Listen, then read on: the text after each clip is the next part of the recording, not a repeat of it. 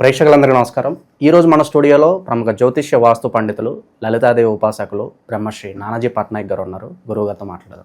నమస్కారం గురుగారు. శ్రీమాత్రే నమః. గురుగారు, జూన్ మాసంలో తులారాశి వాళ్ళకి ఓవరాల్గా ఈ నెలంతా ఎలా ఉండబోతుంది? ఆర్థికంగా, ఆరోగ్యంగా, అన్ని విధాలుగా ఏ విధంగా ఉండిపోతుంది? గ్రహస్థితి బట్టి ఎలాంటి రెమెడీస్ చేసుకోవాలి గురుగారు వీళ్ళు? ఉంటాండి. ఫస్ట్ ఆఫ్ ఆల్ ఏంటంటే మనం ఇక్కడ రాహువు 6 నుంచి 5కి వచ్చేసాడు వీళ్ళకి, లాభస్థానంలో కేతు వెళ్ళడం. కాకపోతే జూన్ మాసం ఫస్ట్ వీక్ వరకు కుజుడు దశమ స్థానంలో ఉంటాడండి. ఎప్పుడైతే దశమ స్థానంలో కుజుడు ఉంటాడో వృత్తి స్థానము అంటారు. ఈ నెల మొదటి వారం వరకు కెరియర్లో ఉండే స్ట్రెస్ ఉంటుంది, దాని తర్వాత క్లియర్ అవుతుంది. కాకపోతే మొదటి వారం వరకు వీళ్ళ యొక్క జీవిత భాగస్వామి లేదా పార్ట్నర్స్ ఏదైనా వాహనాల మీద వెళ్ళేటప్పుడు లేదా వాళ్ళు ఏదైనా కోర్స్ చేసేటప్పుడు కొంత స్ట్రెస్ ఉంటుంది. ఆఫ్టర్ దట్ చాలా బాగుంటుందని చెప్పుకోవచ్చు. ఇక వీరికి వృశ్చికం వారికి ఏంటంటే 2వ అధిపతి కూడా అవుతాడు అక్కడ. వృశ్చికం అనేది 2వ స్థానమే. తులాలగ్నం వారికి లేదా తులారాశి వారికి 2వ స్థానం కూడా అవుతుంది కుజుడు. కాబట్టి మొదటి వారం వీళ్ళు ఎవరికైనా మనీ, ముఖ్యంగా వీళ్ళు ఎక్కడైతే జాబ్ చేస్తారో ఆ జాబ్ చేసే ప్రదేశంలో కొలీగ్స్తో మనీ రిలేటెడ్ ఇష్యూ విషయంలో కొంత జాగ్రత్తగా ఉండాలి మొదటి వారం చూసుకున్నట్లయితే. అదొకటి. ఇక వీరికి ఈ 3వ అధిపతి, 4వ స్థానం, మిగతా విషయాలు కనుక చూసుకున్నట్లయితే వివాహ ప్రయత్నాలు కూడా మొదటి వారం కాస్త పక్కకు పెట్టడం మంచిది. పర్టికులర్గా వివాహము అండ్ మనీ మ్యాటర్స్ విషయంలో ఫస్ట్ వీక్ మెయిన్గా వీళ్ళు చూసుకోవాల్సిన అంశం. ఇక వీళ్ళకి ఉద్యోగం అనేటువంటిది ఆఫ్టర్ ఫస్ట్ వీక్ తర్వాత కొత్త ఉద్యోగ అవకాశాలు కూడా లభిస్తాయి చెప్పాలంటే. కాకపోతే ఈ లగ్నానికి పాపి అయినప్పటికీ గురువు ఎంతైనా సరే 9వ స్థానంలో ఉండేటువంటి గ్రహము గురువు సహజంగానే శుభుడండి. అయితే ఈ లగ్నానికి పాపి కదా మరి ఏమిటి అనేటువంటిది ఉన్నప్పుడు కొంచెం ఈ గురువులతోని లేదా తండ్రితోని చిన్న చిన్న మిస్అండర్స్టాండింగ్స్ ఉంటాయి. బట్ అదర్వైజ్ గురుబలం అనేటువంటి 9వ స్థానంలో ఉండడం మంచిదే. ఎలాంటి వాటికి మంచిది అంటే సంతానం పొందడానికి, ఇటువంటి వాటికి మంచిది. అయితే ఈ ఐవీఎఫ్లు, ఐయుఐలు చేయించుకునేటువంటి వారు మాత్రం కాస్త ఈ రాహు పంచమంలో ఉన్నందుకు, ఎందుకంటే సంతాన స్థానంలో ఎప్పుడైనా మనకి రాహు ఉన్నా ఏమవుతుందంటే కొంచెం వీళ్ళకి తెలియని కొన్ని భయాలు రావడం కానీ, సహజంగానే ఈ సంవత్సరం మనకి దాదాపుగా మనకి ఎప్పుడంటే సింహరాశిలో రవి సంచారం జరిగేటప్పుడు, ఎప్పుడు వస్తుంది? జూన్, జూలై, ఆగస్టు మాసంలో పర్టికులర్గా రవి సంచారము, చంద్రుడు మనకి కుంభంలో వెళ్ళినప్పుడు గ్రహణం ఒకటి వస్తుంది. సింహరాశిలో రవి సంచారము లేదా కుంభంలో రవి సంచారం, ఈ 2 సమయాల్లో 2 సార్లు వస్తుంది మనకి గ్రహణం అనేటువంటిది. ఆ సమయంలో పర్టికులర్గా ఈ యొక్క తులారాశి వారు లేదా తులాలగ్నం వారు మన గ్రహణ సమయంలో సంతానం, ప్రెగ్నెన్సీ లేడీస్ కొంత జాగ్రత్తగా ఉండాలి ప్రధానంగా. అయితే సినిమా ఫీల్డ్ వాళ్ళకి, రాజకీయ నాయకులకి మంచిదే మరలా చూసుకున్నట్లయితే పంచమ రాహు అనేటువంటిది చెప్పాలంటే. అండ్ అదేవిధంగా విదేశాలకు వెళ్ళి ఉద్యోగాల కోసం ప్రయత్నం చేసేటువంటి వారికి మంచిదే కొంతవరకు. ఎందుకంటే ఇక్కడ ఎంతైనా సరే పంచమ స్థానంలో ఉండేటువంటి రాహు ఆ యొక్క విషయాల్లో కొంతవరకు పాజిటివ్గా ఉంటుంటుంది. అది అయితే అందులో కూడా క్రియేటివ్ రిలేటెడ్ రంగాల్లో ప్రయత్నం ఎవరైతే చేస్తుంటారో వాళ్ళకి చాలా బాగుంటుందండి. కొత్త అవకాశాలు రావడానికి, క్రియేటివ్ ఫీల్డ్ అంటే సినిమా ఫీల్డ్, కెమెరా ఇట్లాంటివి ఉంటాయి కదా, అటువంటి వాటిలో చాలా మంచి ఫలితాలు ఇస్తాడు పంచమరాహు ఎప్పుడు కూడా. కాకపోతే ఇక్కడ జాగ్రత్త ఏమిటంటే కొంచెం ప్రెగ్నెన్సీ లేడీస్ ఇలాంటి వారు కొంత జాగ్రత్తగా ఉండాలి.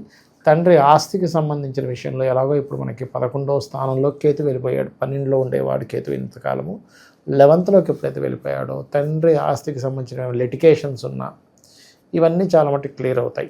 అది కాకుండా తండ్రి స్థానంలో గురువు వచ్చినందుకు తండ్రితో చిన్న చిన్న మిస్అండర్స్టాండింగ్స్ వచ్చినా ఆయనకు కొన్ని శుభాలు, ఆయనకు కొంతవరకు బాగుండడం, ఇట్లాంటివన్నీ కూడా జరుగుతాయనేటువంటి చాలా స్పష్టంగా చూపిస్తుంది. గురుగారు, ఇక వైవాహిక జీవితం ఎలా ఉండబోతుంది గురుగారు? వైవాహిక జీవితం విషయంలో ఫస్ట్ వీక్ మాత్రం నేను ఇందాక చెప్పినట్టుగా వివాహ నిర్ణయాలు తీసుకోవద్దని చెప్తున్నాను. వైవాహిక జీవితం విషయంలో జీవితం అనేటువంటిది 12వ స్థానంలో చూస్తాము, వివాహం అయ్యేటువంటి విషయం 7వ స్థానంలో చూస్తాం. ఎలాగో 12వ స్థానంలో ఇంతకాలం ఉన్న కేతు మారిపోయాడు.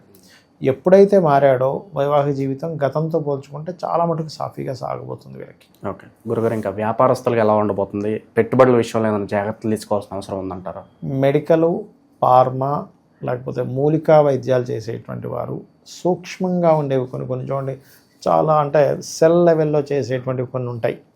ఇప్పుడు ఇవాళ రేపు మీరు కనుక చూసినట్లయితే పిల్లవాడు పుట్టినప్పుడు తన బొడ్డు దగ్గర ఉన్న దాన్ని కట్ చేసి దాన్ని దాచిపెడుతుంటారు.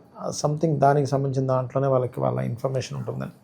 అలాగే సెల్ లెవెల్లో ఉండేటువంటివి ఏవైతే ఉంటాయో అటువంటి వ్యాపారాలని బాగా యోగిస్తాయి. మెడికల్ రంగాల్లో ఉండే వ్యాపారాలు ఇవన్నీ కూడా యోగిస్తాయని చెప్పొచ్చు. ఎందుకంటే 11వ స్థానంలో రవిక్షేత్రంలో ఉండే కేతు. కాకపోతే ఇక్కడ ఏంటంటే మనకి ఫస్ట్ వీక్ తర్వాత అక్కడ కుజుడు వస్తున్నాడండి.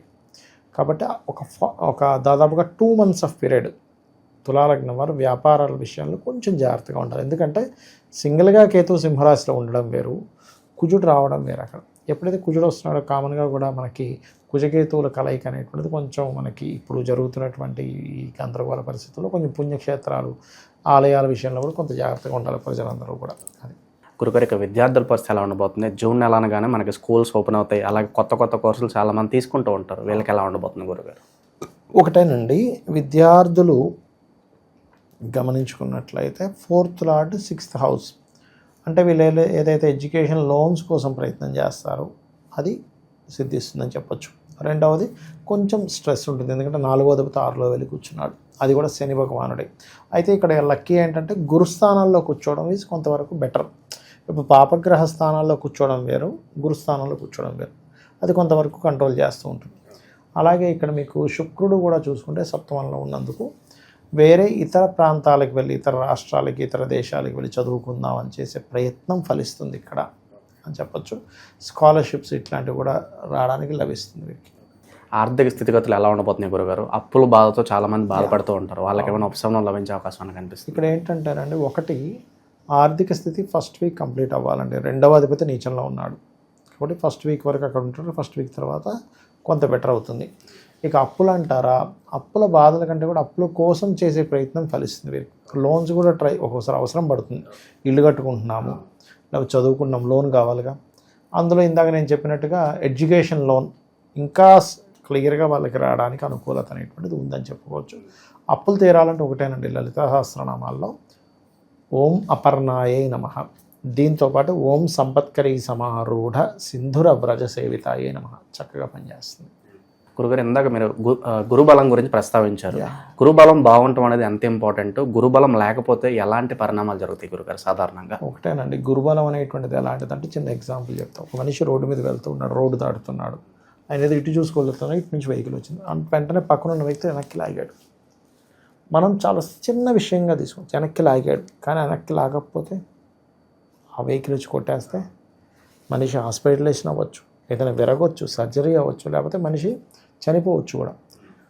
ఒక మనిషి పక్క నుండి ముక్కు మొహం తెలియని వ్యక్తి ఏదో వెనక్కి లాగాడు. గురుబలం కూడా అలాంటిదే, చిన్న పనే కానీ వాడు ప్రాణాన్ని కాపాడేస్తుంది. గురుబలం కూడా అలాంటిదే అనమాట. అరే ఇదేదో మనకేదో భగవంతుడు కాపాడినట్టుంది, లక్కీగా వచ్చినట్టుంది, ఇవన్నీ గురుబలాలు. అంటే మనం చేసుకున్నటువంటి పుణ్యకర్మ యొక్క ఫలితం వస్తుంది గురుబలం వల్ల. అది గురుగారు, ఇన్స్టెంట్గా ఈ గురుబలం పెంచుకోవడానికి ఏదైనా రెమెడీ ఉంటుందా? సాధారణంగా ఉంటుందండి. ఎప్పుడు కూడా గురుబలం పెంచుకోవడానికి కొన్ని మార్గాలు ఉన్నాయి. ఒకటి, గంధముతో మీరు పూజించేటువంటి దేవతా స్వరూపం ఎవరైతే ఉన్నారో, శివుడు కావచ్చు, విష్ణువు కావచ్చు, గణపతి కావచ్చు, స్కందుడు కావచ్చు, ఎవరైనా మీ ఇష్టదేవత అమ్మవారు కావచ్చు, గంధముతో పూజించడం, దానివల్ల ఒకటి గురుబలం పెరుగుతుంది. రెండవది, గురువుల్ని సేవించడం. మీకు తెలిసిన గురువులు ఉంటారు, వాళ్ళకి ఏదో ఆనందించడానికి ఒకటి. మూడవది ఏమిటంటే దక్షిణామూర్తి స్తోత్ర పఠనం, అది బ్రహ్మాండంగా గురుబలాన్ని పెంచుతుంది. ఇవన్నీ కాదు, గోశాలకు వెళ్ళి చక్కగా మీరు గోవులకి అరటికాయలు తినిపిస్తారా, లేదండి గంధపు చెక్కలు ఉంటాయి, లేకపోతే చిన్న చిన్న ఇట్లా అరగబాగుతా, లేకపోతే గంధం పౌడర్ కానీ మీకు దగ్గరలో ఉండే శివాలయంలో మీరు వాడుకోవడానికి, ఏ ఆలయంలో అయినా సరే భగవంతుడికి అక్కడ ఉండేటువంటి అమ్మవారి స్వరూపం ఎవరైతే ఉంటారో వాళ్ళకి అన్నట్టుగా మంచి స్వచ్ఛమైనది ఇవ్వాలి. మళ్ళీ అక్కడ ఏదో దొరికింది మార్కెట్లో ఇస్తే అది మీకు పనిచేయదు. మీరు పెట్టేటువంటి పదార్థం ఎలాంటిది ఈజ్ మోస్ట్ ఇంపార్టెంట్. దానం ఇచ్చేటప్పుడైనా, ఒక సేవ చేసేటప్పుడైనా చాలా ఇంపార్టెంట్. అది బ్రహ్మాండంగా పనిచేస్తుంది. గురుబలము లేకపోతే మనకి దగ్గర దాకా 99% అయిపోయిందండి, 1% మిస్ అయిపోయింది అంటారు. దైవానుగ్రహం ఈజ్ ఈక్వల్ టు గురుబలం. చాలామంది ఈ మధ్య తెలియక కొన్ని సినిమాల్లోని గురువుల్ని దూషించడం, ఇట్లాంటి టీచర్స్ని దూషించడం చేస్తుంటారు. అది చాలా పెద్ద తప్పండి. ఎందుకంటే గురు బ్రహ్మ, గురు విష్ణు, గురుదేవో మహేశ్వర అని చెప్పడం జరిగింది. గురువు కనుక అంగీకరించకపోతే, గురువు కనుక ఆశీర్వచనం లేకపోతే భగవంతుడు కూడా మనకి ఇవ్వడు ఫలితాన్ని. గురువు అనుగ్రహం ఉందా, భగవంతుడు ఇచ్చేస్తాడు. అంత గొప్పది గురుబలం అనేది. గురుగారు, తులారాశి వాళ్ళకి ప్రజెంట్ ఉన్న గ్రహస్థితి బట్టి ఎలాంటి పరిహారాలు చేసుకోవాలి గురుగారు ఈ నెలలో వీళ్ళు? వీళ్ళకి ఒకటేనండి, ఎట్లాగో పంచమ స్థానంలో రాహు ఉన్నాడు కాబట్టి ఒకటే, కొంచెం రాహు పంచమంలో ఉన్నప్పుడు స్వప్నాలు రావడం కూడా కాస్త స్వప్నాల్లో సర్పాలు రావడము, ఎక్కువ ఊహించుకోవడం, ఏదో జరుగుతుందేమో అని ఊహ. ఎందుకంటే పంచమ స్థానం అనేది ఊహాస్థానం. ఇంటెలిజెన్స్ కూడా పంచమంలోనే ఉంటుంది. మనం ఊహిస్తున్నామంటే మన ఇంటెలిజెన్స్. ఆ ఊహ కోసం రాహు ఉన్నప్పుడు ఏమవుద్ది, ఏదో అయిపోద్దేమో, అమ్మో ఇలా అయిపోతే ఎలాగా తొందరపడిపోతాడు అనవసరంగా, అక్కడ ఏమీ జరగదు. కాబట్టి ఏంటంటే దుమ్ దుర్గాయ నమః, ఓం దుమ్ దుర్గాయ నమః అనే నామస్మరణ వీళ్ళకి నెగటివ్ థింకింగ్, నెగటివ్ థాట్స్ లేకుండా చేస్తుంది. ఓకే. సో ఓవరాల్గా తులారాశి వాళ్ళకి జూన్ నెలలో ఏ విధంగా ఉండబోతుంది, ఎలాంటి రెమెడీస్ చేసుకోవాలి, చాలా బాగా వివరించారు గురుగారు. ధన్యవాదాలు. శ్రీమాత్రే నమః.